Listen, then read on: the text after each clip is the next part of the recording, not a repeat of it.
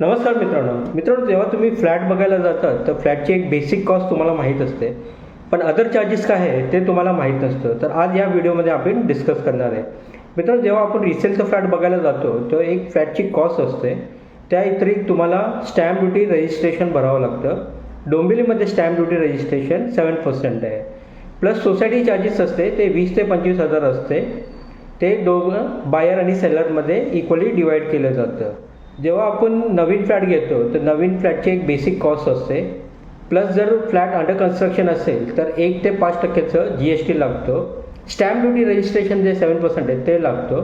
आणि नवीन फ्लॅट असेल तर डेव्हलपर एक डेव्हलपमेंट चार्जेस घेतो, जे 2 ते 2.5 लाख रुपये असतो. Depending upon project to project हा कॉस्ट व्हेरी करतो. तर मित्रांनो, असेच प्रॉपर्टी रिलेटेड नवीन व्हिडिओ पाहत राहण्यासाठी व्हिडिओला लाईक करा, चॅनल सबस्क्राईब करा आणि पेज फॉलो नाही केलं तर प्लीज फॉलो करा. धन्यवाद.